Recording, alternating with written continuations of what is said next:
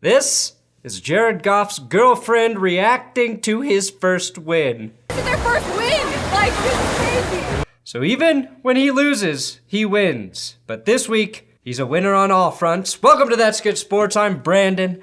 I like to imagine that Gardner Minshew always hears some type of death metal when he's ballin' Perna. Vincent Van Gogh, people told him, you can't be a great painter, you only have one ear. You know what he said? I can't hear you. If Minshew were a Van Gogh painting, he'd be Michelangelo's David, the perfect man. Today's episode shall be known as Minshew's masterpiece. Every throw a stroke of genius. Van Gogh cut off his ear, and Minshew once tried to break his own hand with a hammer to get a medical red shirt in college. Unlike Van Gogh, I hope we can appreciate Minshew's work while he's alive. Now, Minshew balled his brains out and the Lions won. Not only did they end their losing streak, they stopped the cock. Wait, that can't be right. Gets all the way outside to get out of bounds and stop the clock. Excellent job. No, that's what the announcer said. Okay, well, if you do stop the cock, you can't beat Goff, can you? Today, we look at all the glories and follies of NFL Sunday. That's good sports. Excellent job.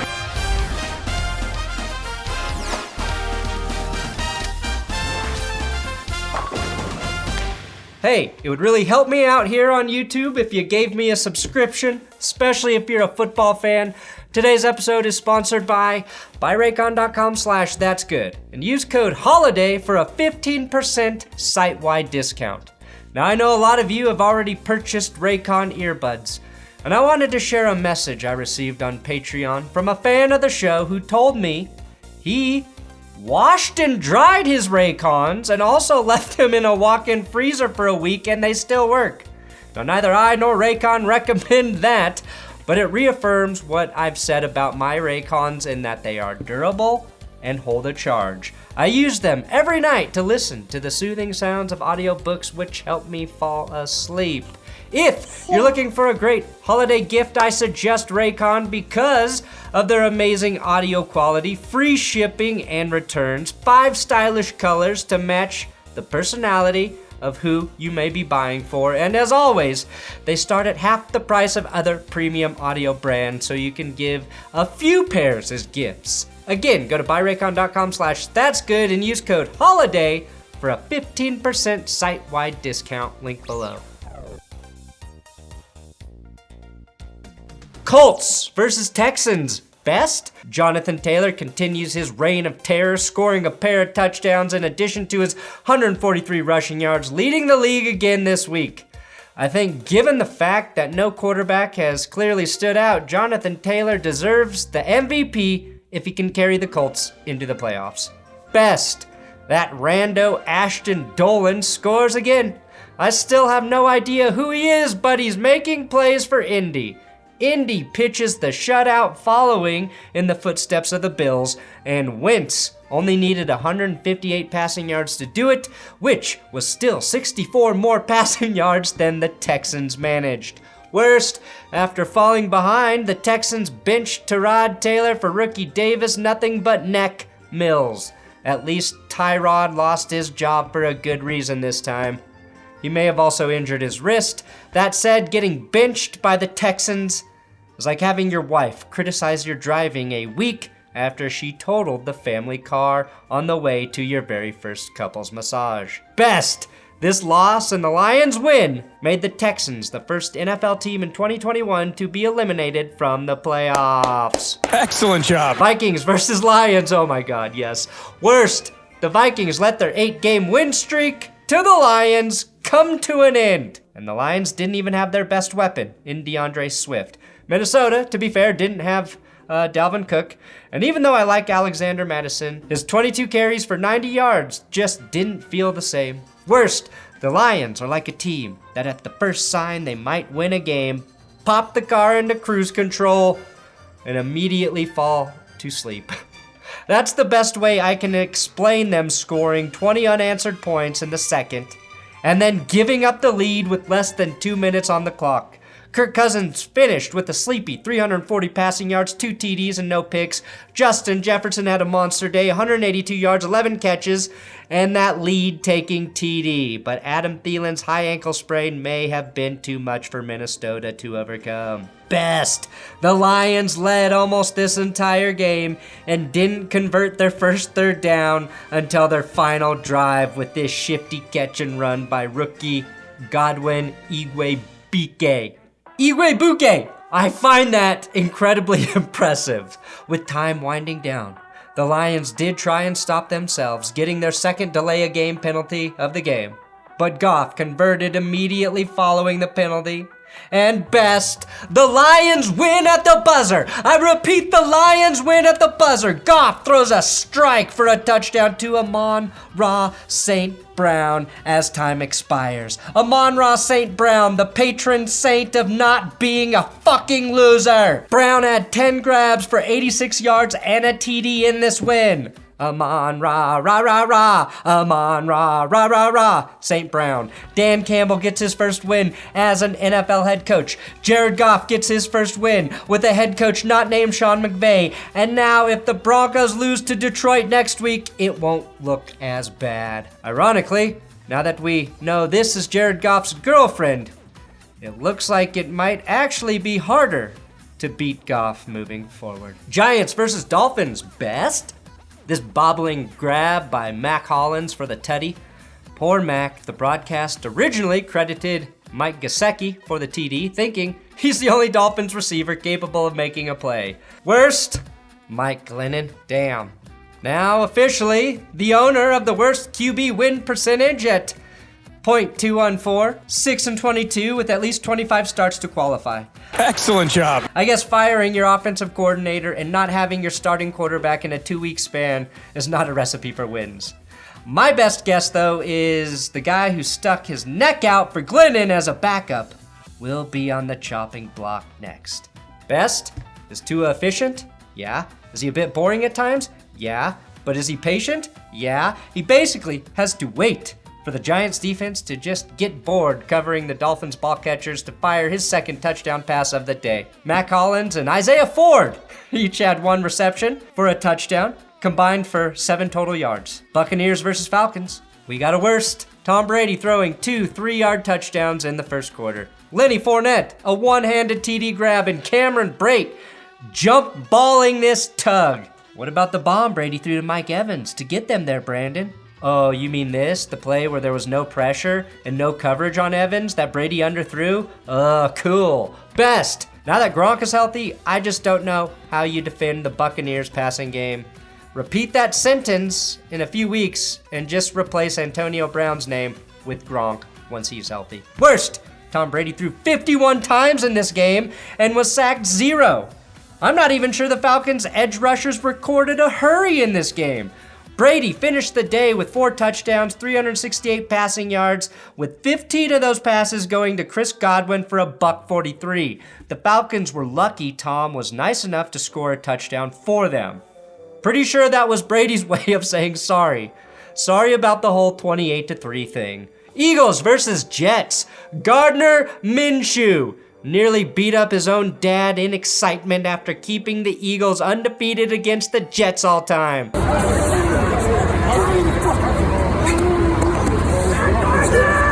The Jets were competitive early, thanks to a 70-yard return by Braxton Berrios. Zach Wilson was able to throw his first touchdown in his last 80 attempts, dating back to that Week 4 win versus the Titans. The Mike White Hall of Fame era began and ended between Zach Wilson passing TDs. Best. I think we can also start calling him Methodical Minshew. 3 for 3 on the opening drive, 60 yards passing there, and an absolute nickel of a pass to Dallas Goedert. Nickel, because Gardner only gets half the respect real dime throwing QBs get. I knew Gardner was going to ball as soon as he showed up to the game dressed like a very famous fictional pilot. I of course mean Brian Hackett from Wings. Best. Minshew starting this game 11 for 11, 2 Dallas Goedert TDs, and a perfect passer rating. Minshew is so mystical that he even made Kenneth Gainwell look good in the run game. This 18-yard TD run is the longest rush of the season for Gainwell. Best every damn thing Gardner Minshew did. Pass behind Kenneth Gainwell, perfect first down. Throwing short of Dallas Goedert again, perfect PI call. Minshew scrambling out of bounds and trying to throw the ball away, but fumbling instead, perfect. The Eagles only needed a field goal there anyway, because they're playing the damn Jets. Best, this abstract art performance by Gardner Minshew became surreal when he actually got the Jets to jump off sides with the hard count on 4th and 3. He's Salvador, the Jets are Dolly, cause all he did was toy with them. He converted 2 4th downs on the same drive, and yeah, I guess Miles Sanders' 120 rushing yards were helpful in the Mississippi Mudflaps' first win for the Eagles. Personally, if I had to categorize Minshew's style of play and compare it to art, I'd say he's an impressionist, because he impressed the hell out of me.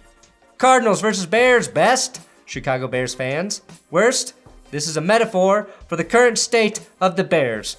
Everyone can see what the problem is, and yet nobody will do anything to help. Best, Kyler dimes up D-Hop.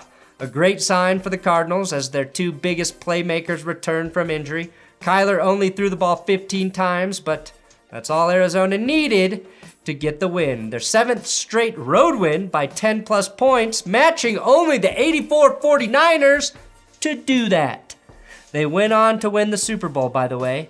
Oh, and James Conner had a one-handed grab on his way to the end zone. Worst, Andy Dalton threw 4 interceptions in this game, but at least he did a best and tackled Budda Baker, preventing a pick 6. Something Brady failed at this week.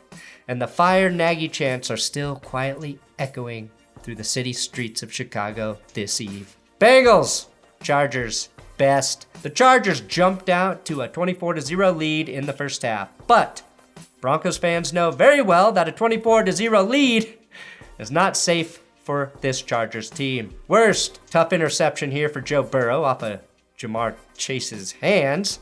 This is the best example we have of why wide receivers should be credited for interceptions sometimes. I want a Pro Football Focus wide receiver responsible stat, a WRR. Best, the Chargers dialing up some creativity. Keenan Allen looked pretty good throwing this 2-pointer to Justin Herbert. Best, T. Higgins going for high T to save Joe Burrow from a first half shutout. The Chargers with the lead though is about as safe as a guy with the last name Cuomo keeping his job. The Bengals clawed their way back into this one, even though Joe Burrow busted up his pinky finger. Credit Cincy's defense for finishing with 4 sacks and a pick. They dropped Justin Herbert on back-to-back plays. The Bengals were down just 2 points before Joe Mixon fumbled the game away and Tavon Campbell scooped and scored on a long return. And if I were Burrow, I'd definitely blame this end zone pick on my pinky.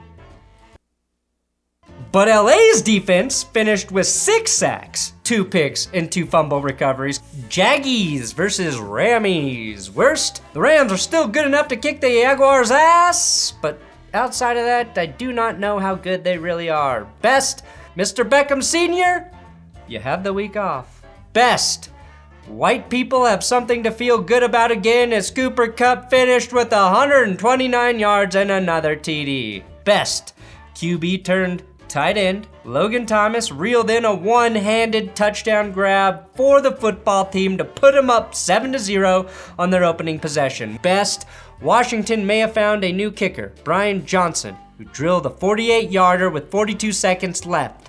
This was his first attempt with the team, and he gave them the 2-point win in Vegas. Heineke was efficient, 192 yards, 2 TDs, but did throw an untimely pick in the 4th. That certainly can't be blamed on the receiver, but now Heineke has 3 fourth-quarter comebacks and 4 game-winning drives. Ravens versus Steelers, worst. After throwing 4 picks a week ago, Lamar Jackson starts this one off with another interception. And damn, the Steelers sacked Lamar 7 times. 3.5 by TJ Watt and 2.5 by Wormley.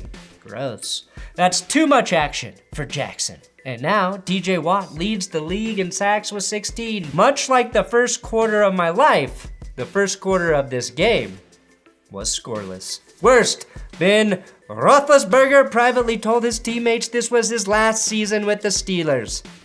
Something they and we have all known since 2020. This was like a loving and caring family's gay son coming out at the age of 38. The parents are like, we know, son. We've known since the moment you asked for a Princess Royal horse and carriage rider for your 6th birthday. And during that long-winded Big Ben thing I just said, the Ravens drove 99 yards for a touchdown. Worst? The one thing I was sure the Steelers knew how to do was tie a game. Yet, when given the chance, they missed the extra point. Chris Boswell sends it further left than Keith Olbermann in Ned Flanders' leftorium.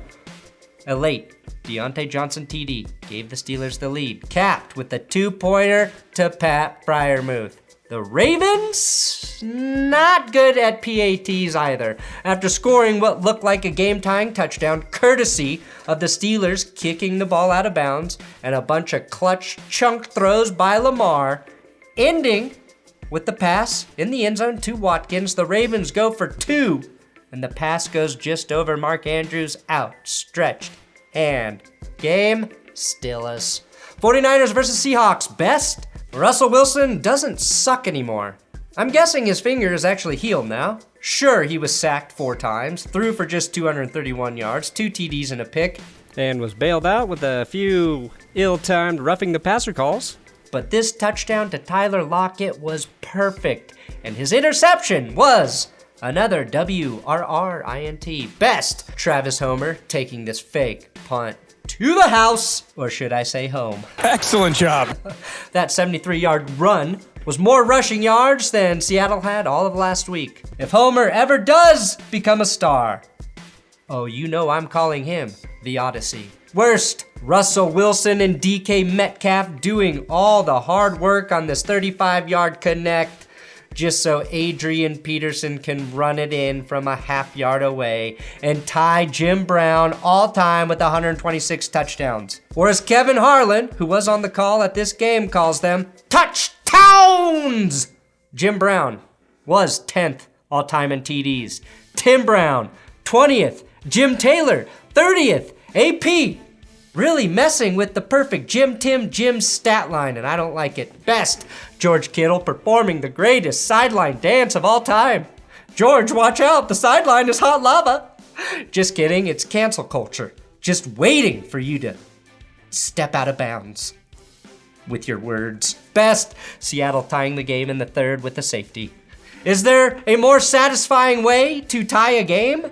I don't think so. Worst, after recovering a goal line fumble, the Niners drove the length of the field just to get denied on 4th and goal, ending their 3-game winning streak and their chances of ending up in my Power Rankings episode on Tuesday. Don't forget, every Tuesday I do Power Rankings. And the Broncos Chiefs recap will be up later today. Thanks for watching Best and Worst of NFL Sunday. Every Monday I recap Sunday's football games.